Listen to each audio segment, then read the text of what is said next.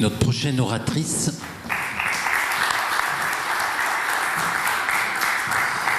Madame Christine Perron. Merci à vous. Surtout merci aussi de m'avoir conviée à ce congrès et à prendre la parole en tant qu'économiste de la santé. Bon, c'est pas toujours facile et en fait, en vous entendant, je me dis que ce que je vais essayer de faire, c'est de répondre en partie à des interrogations qui ont été portées sur finalement, voilà, on sent qu'il y a des actions assez isolées, assez parcellaires, des interrogations sur, disons, le bien fondé ou les décisions de soins. Et puis j'ai entendu aussi, voilà, finalement, que font ou qu'en font les gestionnaires, les financeurs, les politiques. En quoi ce souci de soins éco-responsables, de soins verts, de pratiques ou de parcours qui respectent et qui soient durables, est-ce que ça peut être pris en compte ? Est-ce qu'il y a une cohérence possible entre la façon dont les systèmes de santé, dont le nôtre en tout cas, sont financés, pilotés, évalués ? Est-ce qu'il y a la possibilité d'introduire dans des règles, des modalités organisationnelles ces éléments ? Je vais montrer que ça ne va pas forcément de soi. En tout cas, que ce n'est pas si facile que ça, sans changer parfois un petit peu les perspectives. Alors, je vais faire court parce que ces éléments ont largement déjà été présentés. Il y a effectivement des constats partagés sur la manière dont, disons, les destructions environnementales vont peser sur la santé des individus. Des constats et beaucoup d'études de plus en plus nombreuses qui vont tenter de montrer quelle est la part des systèmes de santé, parce qu'il y a cette espèce de paradoxe entre un système qui est là pour soigner, mais qui en même temps participe à la destruction environnementale. Et donc on voit se développer de plus en plus des travaux, des études sur ces éléments. Donc je ne reviendrai pas, voilà, sur toutes les thématiques, les sujets qu'on rencontre dans la littérature, et c'est vrai qu'on a de plus en plus de publications, en tout cas ces quelques dernières années, qui à chaque fois présentent des expériences où on essaye d'améliorer l'impact environnemental des soins et de quantifier, souvent l'économie de production de gaz à effet de serre ou l'économie d'utilisation de ressources qui vont être incluses dans ces soins. Donc je passe un petit peu là-dessus. Alors, dire aussi que ce souci environnemental ou cette attention à l'environnement qu'on retrouve souvent plutôt dans des publications de soignants, c'est quand même des éléments qui ont été aussi repris dans certaines politiques publiques. Alors, c'est vrai que le système, sans doute, qui a certes bien des défauts, mais qui a le premier inscrit dans sa feuille de route le souci ou la façon d'intégrer l'environnement dans ses critères de pilotage, c'est le système anglais.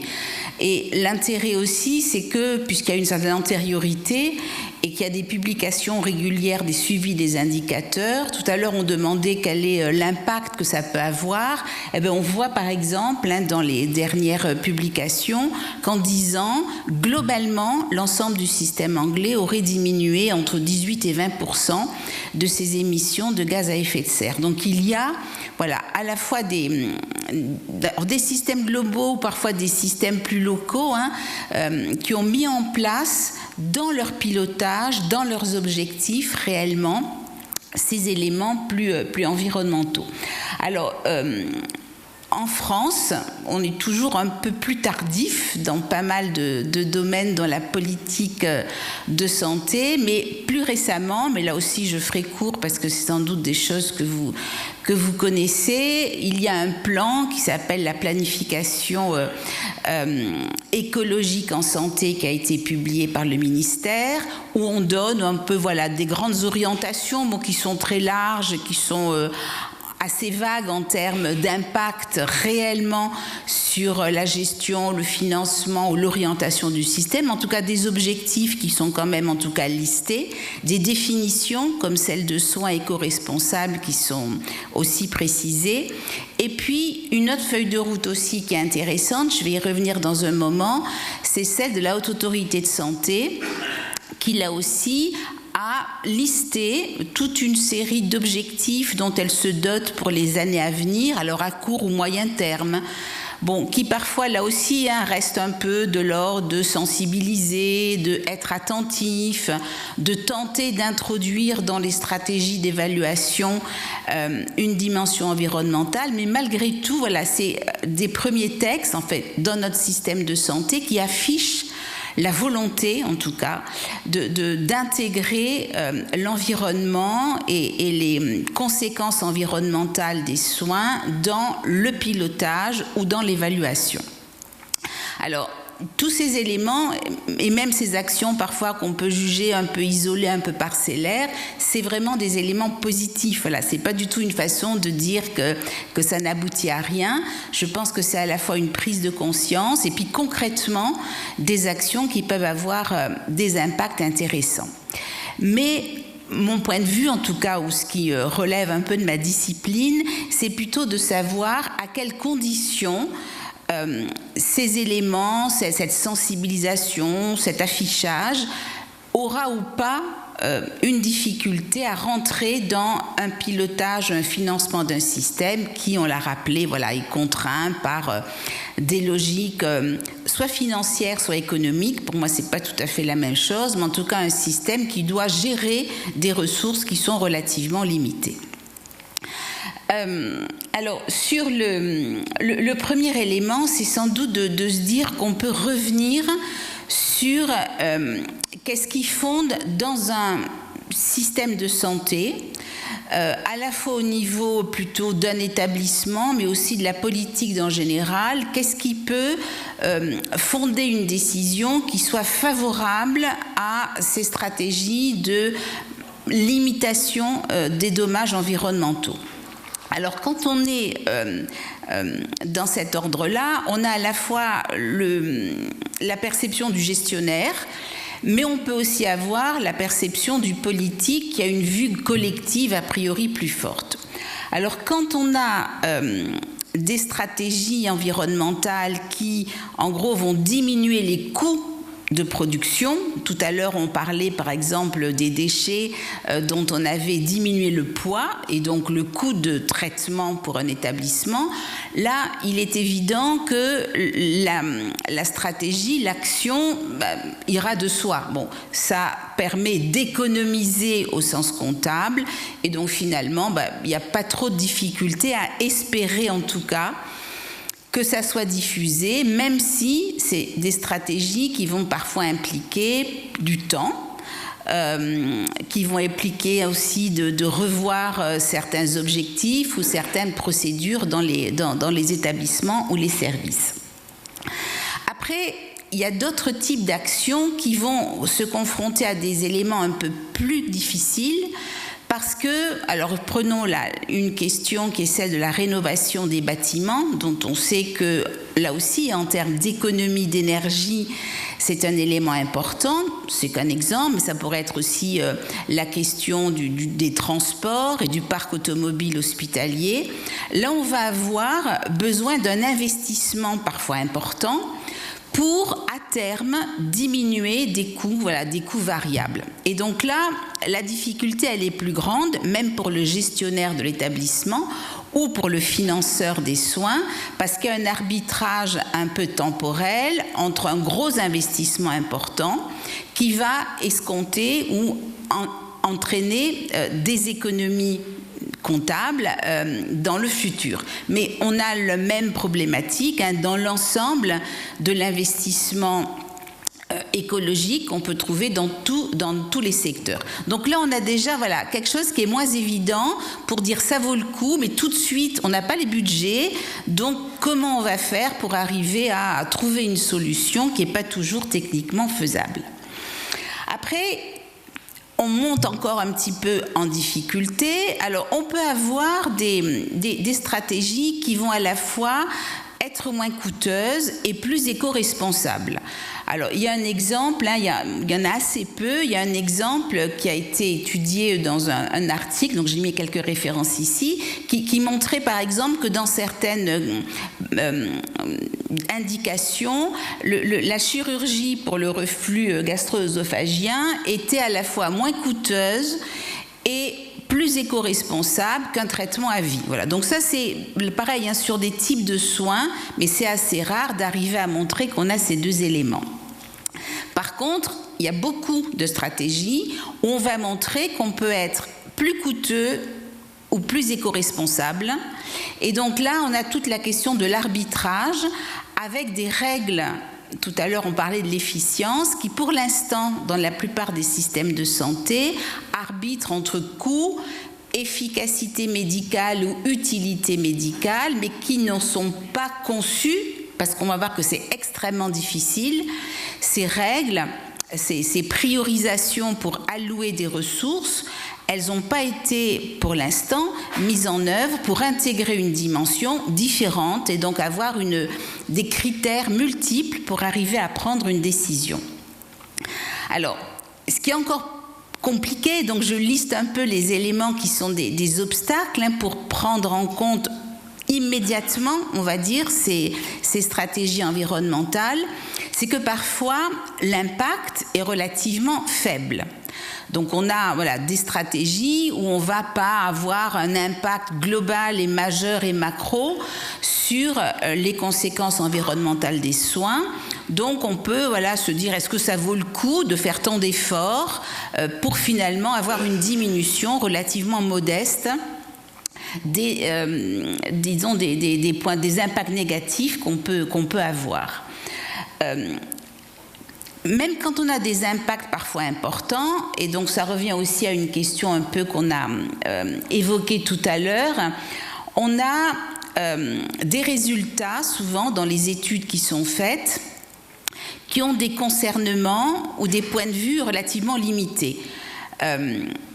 On va par exemple, je prends l'exemple aussi qui a été un peu traité ces temps-ci, notre système de santé dans son virage numérique, tout le monde l'a compris. Maintenant, on parle de numérique vert. Alors effectivement, le virage numérique, ça va permettre d'économiser. On va dire télémédecine, on économise des transports, on économise des soins peut-être redondants parce qu'on a plus d'outils qui permettent de faire transiter les informations entre différents pans du système de santé. Donc on se dit que le numérique, ça peut avoir immédiatement un impact environnemental favorable, mais le numérique, c'est aussi, on le sait, une source qui va utiliser de façon extrêmement importante des ressources énergétiques. Et donc, en gros, c'est qu'est-ce qu'on met dans la balance quand on étudie la stratégie du numérique ou de la télémédecine.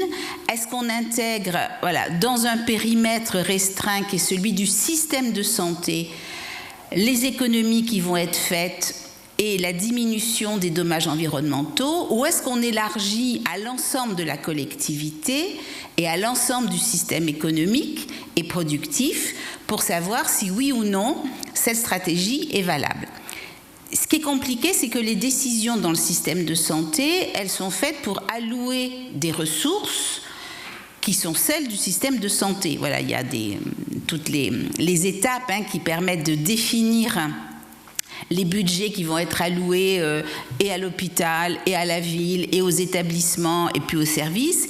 Ils relèvent d'une enveloppe qui est celle de la santé. Or là, il s'agirait finalement d'avoir une vue extrêmement large. Il n'y a pas tellement d'instances qui soient à même d'arbitrer entre des éléments aussi différents. Autre élément aussi, quand on regarde les études et leurs résultats, il y a des stratégies dont les résultats vont beaucoup dépendre des contextes. Par exemple, on va... prenons encore la télémédecine. Est-ce que les transports vont être faits par des véhicules électriques ou qui utilisent des énergies non renouvelables, eh bien, l'impact donc périphérique à la décision sur les autres outils qui vont être utilisés vont aussi changer les modalités qui vont être faites. Donc la manière dont un bâtiment est isolé va aussi changer l'impact d'une action donnée. Donc ça veut dire que les résultats qu'on trouve dans la littérature et qui sont très nombreux n'ont pas toujours de validité externe très forte, mais souvent sont très contextuels à une organisation, un service, un type d'architecture de bâtiment par exemple. Donc là aussi, quand on veut se saisir et généraliser des politiques ou des stratégies, on a besoin d'avoir quelque chose qui soit à peu près généralisable, ce qui n'est pas toujours le cas avec les études dont on dispose, en tout cas aujourd'hui. Et puis, autre élément aussi, selon les patients, donc il y a aussi des stratégies qui vont être plus ou moins profitables en qualité de vie pour le patient. Et donc, comment on peut là aussi arbitrer de façon personnelle, alors qu'il faudrait se donner des règles et des objectifs généraux pour la diffusion de ces stratégies qui protégeraient davantage l'environnement. Donc, ça veut dire que si on trouve les mêmes difficultés dans la santé que la difficulté générale de faire évoluer disons la dimension environnementale dans la production, quel que soit le secteur économique considéré, il y a dans la santé quelque chose de particulier. Parce que justement, on peut encore le redire, le système serait ambigu s'il détruisait davantage ou contribuerait à détruire la santé par rapport à d'autres. Et 2, c'est un système qui est financé collectivement. Et donc, c'est un système où les décisions d'orientation dépendent de décisions politiques. Ce n'est pas la même chose si on s'intéresse au secteur agroalimentaire ou si on s'intéresse au secteur du logement, par exemple, qui sont des secteurs privés. Donc, juste pour rappeler une logique qui est celle qui prévaut dans les décisions dans le domaine de la santé, qui sont celles maintenant pratiquées dans l'ensemble des systèmes de santé, qui est la logique de réfléchir à l'attribution d'une enveloppe de ressources closes en termes d'allouer les ressources là où elles vont produire le plus de résultats. Donc c'est ce qu'on appelle l'efficience. Tout à l'heure, Paul Simon disait qu'il y avait un contraire entre efficience et robustesse. Moi, j'en suis pas sûre. Je pense que l'efficience, elle est en fonction du résultat qu'on escompte. C'est un résultat dont on se dote a priori et on essaye de voir comment l'atteindre au mieux avec des ressources données. Donc, la robustesse, ça peut être un critère qu'on pourrait introduire dans l'efficience. Aujourd'hui, qu'on regarde les agences qui orientent et qui décident et du financement et de la diffusion des soins ou des innovations, on raisonne en termes de critères de coût-efficacité ou de coût-utilité. Autrement dit, sur le graphique, on va sans hésiter développer et mettre en œuvre un bien qui est à la fois plus efficace et moins coûteux. On va réfléchir à l'idée de mettre en œuvre un bien qui est plus efficace et plus coûteux. Donc tout dépend de l'importance de l'augmentation de l'efficacité. Mais après, il y a un bien qu'on va rejeter. C'est celui qui est à la fois moins efficace et plus coûteux. On n'en voudra pas. Et puis le bien qui est moins efficace et moins coûteux, en général, on dit que ce cas n'est pas tellement étudié parce qu'on ne va pas chercher à implanter des biens qui soient médicalement efficaces. Et ce qu'on dit ici en termes d'efficacité, on pourrait le dire aussi quand on intègre l'utilité et la qualité de vie du patient à travers des critères comme ceux des QALY. Alors, dans ce paysage-là, est-ce qu'on peut introduire, rajouter une dimension environnementale ? Est-ce qu'on peut arbitrer entre l'efficacité médicale ou la qualité de vie du patient et les dépenses qu'on va faire pour améliorer cette efficacité et cette qualité de vie? Et est-ce qu'on peut avoir une troisième dimension qui serait celle de l'environnement? Formellement, oui. On pourrait, donc c'est l'exemple d'un graphique là, comparer là aussi des stratégies en les rangeant en ordre de coût-efficacité et en ordre de destruction environnementale.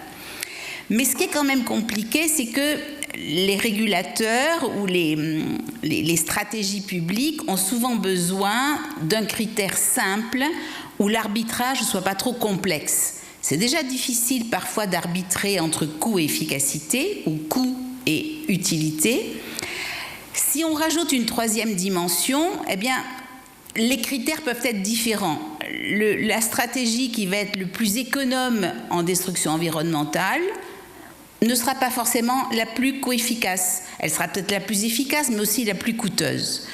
Et donc, l'HAS a déjà développé des réflexions dans ce qu'on appelle les matrices d'impact, qui est de dire, au lieu d'avoir un critère pour décider, on va avoir plusieurs critères potentiellement divergents, et il faudrait avoir un débat public qui permette de prioriser ces critères, qui permettent de dire à un instant donné sur lequel la collectivité veut choisir. Mais on sent bien que les choix collectifs ne vont pas de soi, et trouver justement une priorisation commune, est-ce qu'il vaut mieux moins détruire l'environnement, quitte à être plus coûteux, ou moins détruire l'environnement si on perd un peu en efficacité, ben ces débats-là, ils sont quand même extrêmement complexes.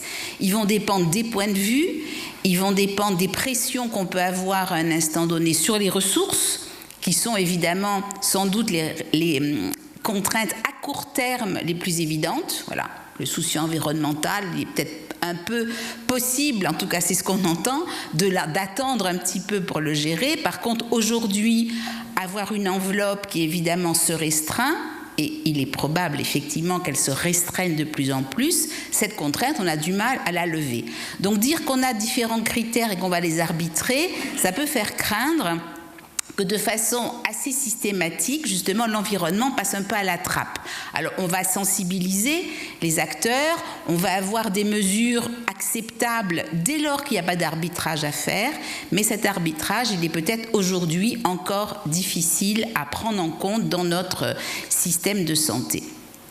Donc, il y a un des travaux qui essaye d'étendre les méthodes d'évaluation médico-économique pour prendre en compte l'environnement, mais il faut bien dire qu'ils sont aujourd'hui relativement inaboutis et en tout cas pas vraiment pris en compte dans l'ensemble des décisions collectives. Et donc au bout du compte, on constate quand même que même et en dépit des belles expériences et des stratégies qu'on a entendues, il y a encore un nombre important d'établissements qui sont hors les clous, qui n'ont pas la capacité, à la fois en termes de motivation peut-être, mais aussi en termes de moyens, d'éventail stratégique accessible pour prendre en compte ce souci environnemental. Et pour l'instant, en France en tout cas, on ne peut pas dire que le régulateur ou le financeur ait vraiment annoncé que la dimension environnementale participerait au financement. Alors évidemment, on peut dire que dans les modalités aujourd'hui de la certification hospitalière, il y a des dimensions qui sont environnementales ou RSE. On peut imaginer que du coup, il y aurait un petit impact sur le budget possible d'un établissement, mais ça reste très marginal par rapport aux autres dimensions. Et puis, contrairement à ce qui existe dans quelques expériences assez limitées, par exemple, il y a une région en Suède où la négociation du prix du médicament intègre l'impact environnemental sur la durée du cycle de production du médicament pour définir son prix. Et on va accepter de payer un peu plus cher au producteur, à l'industrie, un médicament dès lors qu'il a cette dimension plus éco-responsable. Mais ça reste vraiment des expériences dans l'ensemble des systèmes développés qui sont aujourd'hui très très limitées. Et puis je proposerai aussi d'étendre un peu peut-être la réflexion, parce que là on est en gros, est-ce que l'environnement est compatible avec une soutenabilité financière? Est-ce qu'on peut introduire le souci environnemental dans la manière dont on alloue un budget à la santé? Alors après, il y a un autre chapitre qui peut s'ouvrir, qui est tout aussi sans doute complexe, qui est de dire est-ce que il s'agit aussi peut-être de repenser certains objectifs, certaines façons de gérer le système de santé et de revenir sur des modalités d'organisation qui là aussi ont été définis parfois sous des objectifs de rationalité ou de rationalisation des budgets et des prises en charge, mais qui ont, on le montre aussi dans d'autres pays, à la fois peu d'efficacité par rapport à l'objectif initial et qui peuvent aussi induire des désagréments environnementaux plus importants. Donc quelques exemples. Bon, on a plutôt ici l'idée de rassembler, de limiter, disons, la répartition des structures de soins sur les territoires. Des études ont montré, en tout cas cette étude que je cite ici, de voir que quand on a non pas le patient qui se déplace, mais la possibilité d'avoir des soins de proximité, et là c'était une étude qui a été faite sur la prise en charge du cancer, on montre qu'on a des soins plus efficaces, moins coûteux et moins environnementaux, moins problématiques en termes environnementaux. Donc là aussi, c'est une façon de repenser ce qu'on appelle la rationalité ou la rationalisation de l'offre de soins et de regarder, voilà, quels sont les critères qu'on peut par rapport à la localisation des activités. De la même manière, mais là aussi, c'est dépend d'objectifs qui dépassent. En tout cas, pour le deuxième, le seul système de santé, c'est que le fait qu'on a, pour des raisons industrielles, des lieux d'approvisionnement et des chaînes de production de plus en plus mondialisées pour les médicaments ou les dispositifs, c'est aussi un souci environnemental. Et là, qu'il y a peut-être un lien entre des objectifs industriels et les objectifs environnementaux dans le domaine de la santé. Et enfin, on a aussi des modalités de financement des acteurs, qu'ils soient des professionnels, qu'ils soient des hôpitaux, qui ont plutôt tablé sur l'incitation financière, sur le paiement à l'acte ou à l'activité, c'est un peu les mêmes logiques, dont on sait que ces modalités, elles induisent plutôt une augmentation de la production, elles sont pas faites pour ça, il y a d'autres motivations à leur mise en œuvre, mais malgré tout, ce n'est pas des formes de financement qui vont valoriser la parcimonie, le compromis ou la recherche du soin strictement pertinent à un moment donné, même si la notion de soin pertinent se développe aussi dans quelques types de politiques de santé.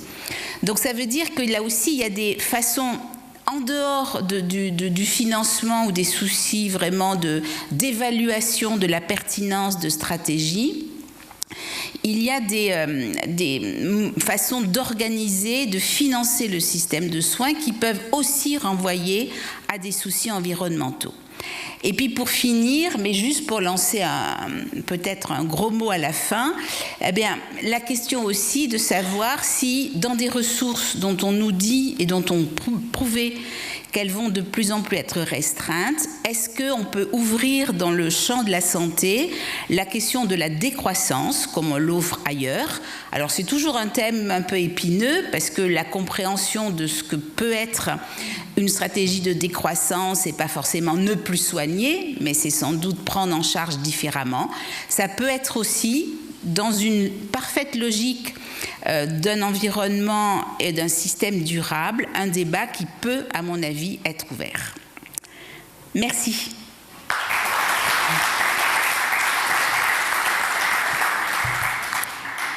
J'ai essayé d'être le plus rapide possible, sachant que le temps était un peu restreint.